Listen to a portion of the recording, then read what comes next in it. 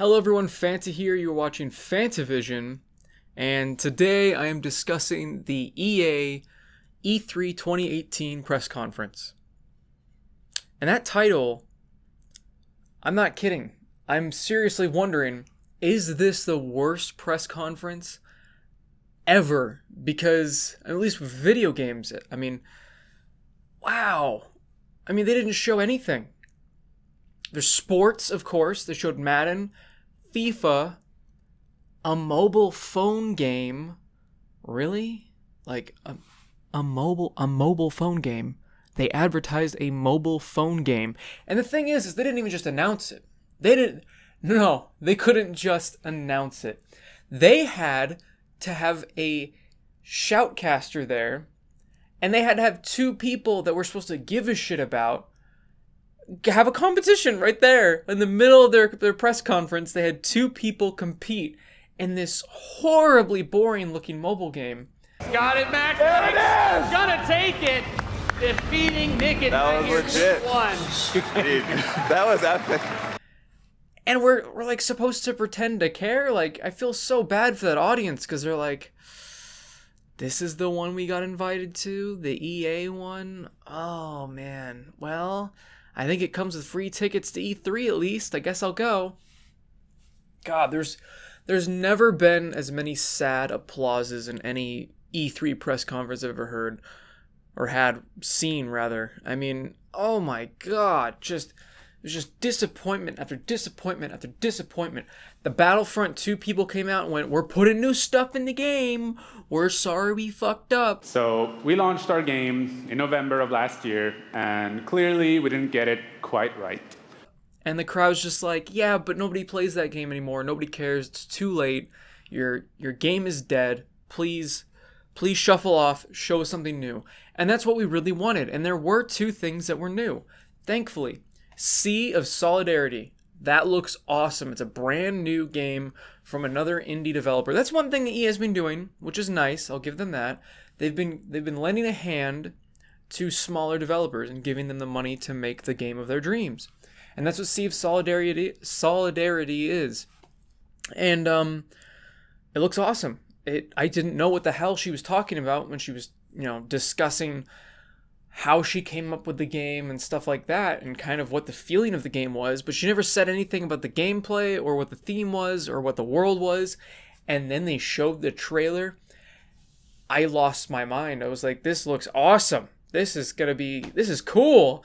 This is horrifying. I can't wait to see what this is like. It looks like a really weird psychological horror game, but with kind of like a cartoony not Breath of the Wild, Wind Waker graphical feel to it. It's like if Wind Waker had a really bad trip. And I'm so excited to play that. That just looks awesome. And then there's also, oh God, what is it called? I have this up instead of the EA thing, my bad. Unravel 2. No one's looking back here anyway. Unravel 2. Unravel 1 was okay. Like, it wasn't the best platformer in the world. Unravel 2 looks neat because there is the co-op element. The swinging looks like a lot of fun. The movement looks like a lot of fun. A lot of moments where there's timing. It looks like it's a lot faster paced than the first one. The first one had a lot of pacing issues, in my opinion. Very, very slow, dour game. Whereas this looks a lot brighter, a lot more things going on just in general. It looks a lot better. So I'm excited for that game. And Battlefield 5, they showed like nothing. They just said there's no loot boxes.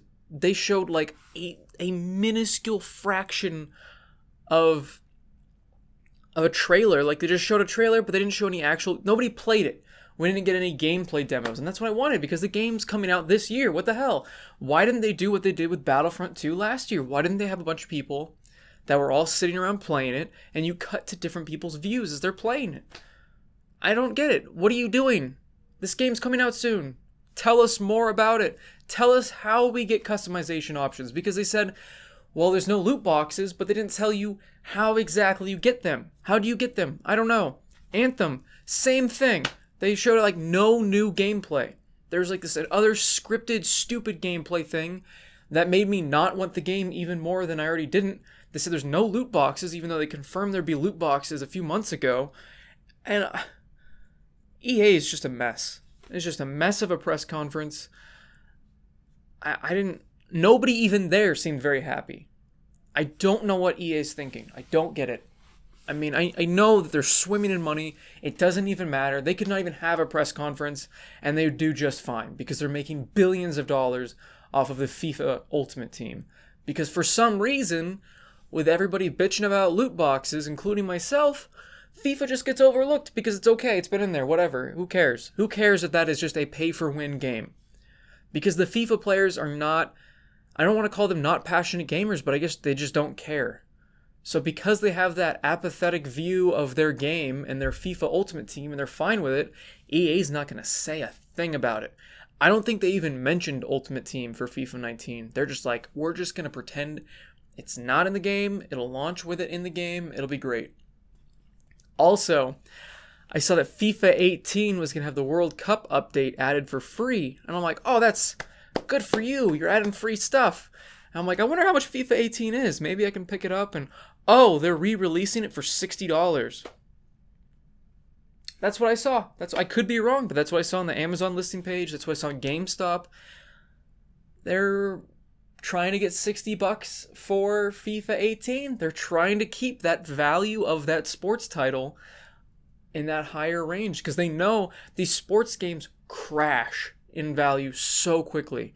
They drop to like $20 in like a couple of months. So they don't want that to happen. So they're adding the World Cup. They're repackaging it, sending it back out there, and they're going to charge $60 for it. That's freaking genius, but evil. It's an evil kind of genius over at EA.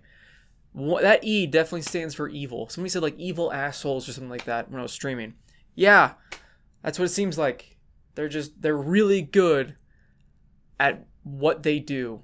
And what they do is just full of microtransactions. And that makes me sad. A lot of people said, well, you like hating EA, don't you? No, I don't like hating anything. I don't want to hate things. I would love to like EA. It'd be great if I said, hey, EA is one of my favorite companies. And way back when, I could say that because they made great games, or they at least helped produce them. And now, it's just, you can just see the greed. It's like showing through even in the press conferences because they're focusing on the things that make them the most money. Even if the people that are watching E3 couldn't give a shit. They're just using it as an ad. They're trying to reach the most people possible to hopefully get as many people as they can to download that new mobile game, to buy into those microtransactions in that mobile game. They're trying to get more people to see FIFA, even though I think the FIFA players are just going to keep buying it year over year. But they're trying to get more people in the game because maybe they'll play FIFA Ultimate Team. And then we got them. And that could be a cynical view. But you know what? I don't think it's a cynical view because of what they've done in the past. Their history has made my cynicism about their company just kind of realism. It's not even cynicism at this point. It's just, well, I'm kind of expecting that because that's what they've done. So, EA's press conference was the most boring thing I've watched in a long time. Like, I don't know who the hell put this together, who thought this was a good idea, but not showing any more real gameplay for Battlefield or Anthem, the games that the true fans, I don't want to say true gamers, the hardcore gamers are really looking forward to, don't give a shit. The people that are most likely watching E3, that's who's watching it, the hardcore market. And they're not appealing to them, and I don't get it. They showed off a couple things that are new, and they're not even, I mean, they're just indie developers, which is great. Like I said, really looking forward to Sea of Depression. But I don't know. They spent so much time on the sports games. They spent way too much time on a mobile game, and I'm hoping that the other press conferences are a lot better because this is not a great way to start our E3. EA, again, setting the tone with just something bland, boring, and not a whole lot new. With nothing new even to say about the things that we already knew about, which is just ridiculous. So, if I had to rate this, it'd be a D-. I'm going to rate these, I guess. I'll be like the teacher grading this terrible press conference. I'm hoping the other ones tomorrow will be a lot better, and the ones on Monday will just not be like this. It was still a cringe fest too. It was one of the cringiest things I've seen in a while. And if I do put together a cringe a compilation video, it's going to be a lot of EA. Because they just find a way. Oh, Ubisoft, I'm sure, will be really cringy as well. Because they always are. So we'll see what they do this year. I'm sure they thrive off of that cringiness, though. They know it. They know it. They're in on it. EA's not. They're out of the loop on everything.